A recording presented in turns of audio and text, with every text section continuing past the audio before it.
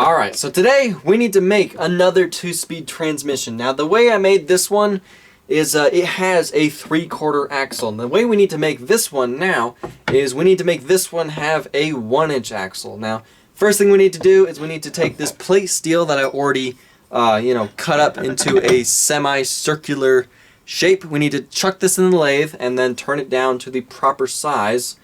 And then we can figure out how in the world we're going to attach it to these.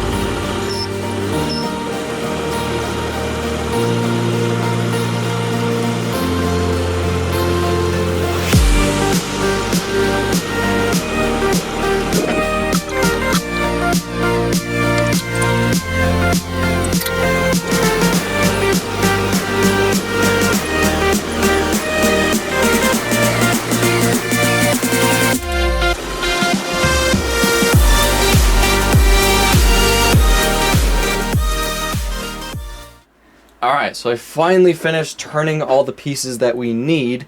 I turned these plates that we need, and next thing we need to do is we need to drill a series of holes in each of these plates, and we need to make sure they line up perfectly with each other no matter what orientation these plates are at. So really the easiest way for me to do this is I went on Google and I typed in circular graph paper, and I found these and I printed them out. And I'm going to be cutting these out and gluing them to, each of these. And if I do this correctly, if I make sure they're all lined up perfectly with, all of these, and if I, punch and drill the holes exactly, the same as each of these plates, they should line up perfectly. I've done this before, and really this is the easiest way to do this.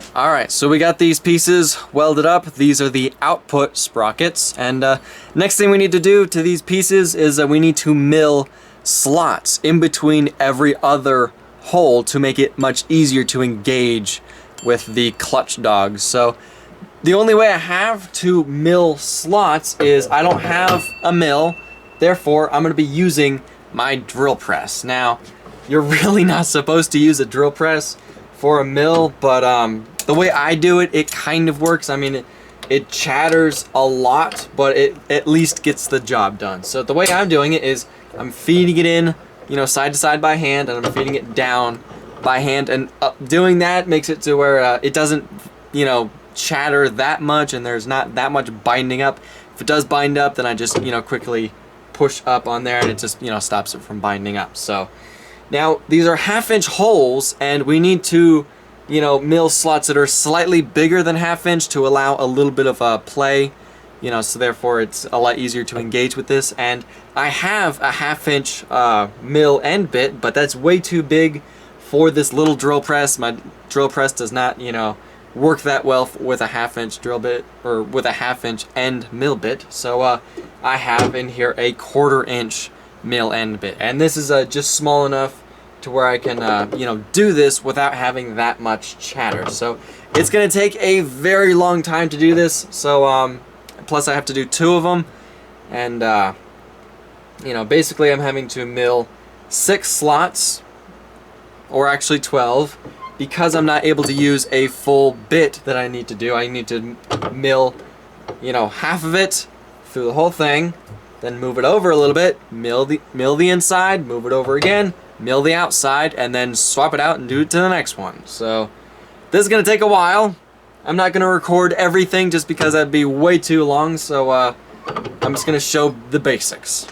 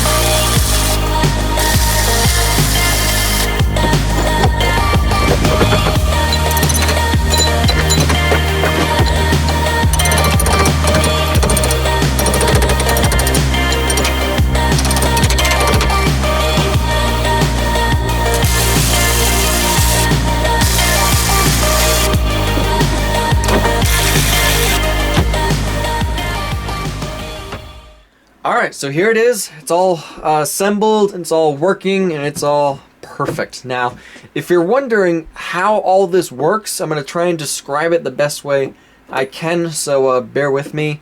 Basically, how all this works is this is input, and these 2 sprockets are output. There's no gearing, you know, difference anywhere in here. Where the gearing difference happens is this is your jack shaft, and then you have to have your axle, you know, over here with you know, your tires, and then you have to have, this is first gear, this is second gear. You want to have a rather large sprocket for your first gear, and then for second gear you want to have a slightly smaller sprocket than your first gear, and there is how you have gearing difference. You know, you want to have a larger gear to therefore you'll have lower speed but a lot more torque, and then for second gear you want to have a smaller sprocket, and that will allow you to go a lot faster but not have as much torque. So that right there is, you know, the gearing difference that makes this a 2-speed transmission. And how all this works and how it transmits power from this to this is basically this sprocket right here and this clutch dog are all linked together. This clutch dog can slide back and forth, engaging in either this sprocket or this sprocket. Right now it's in neutral. The engine's idling, the go-kart frame is sitting still, so therefore this is able to do this. You can rev the engine and it's in neutral, so therefore nothing will happen. You want to go into first gear, all you got to do is take the clutch dog, slide it over here into first gear, and that allows this to transmit power from this sprocket to this sprocket, therefore transmitting power from the engine, you know, through the first gear to your wheels. There's neutral. You want to go into second, slide it over to second. Therefore this allows, you know, power to transmit from this sprocket to this sprocket, going through second gear, allowing you to go a lot faster. So if that's confusing in any way, what I'm going to be doing is I'm going to be posting links in the description below to videos of where I show me installing these in a couple projects. This is the fourth 2-speed transmission that I've ever made. This is the third. The first two I made, the first one I made I put on a go-kart. The second one I made I put on a mini ATV. The mini green ATV is what I called it.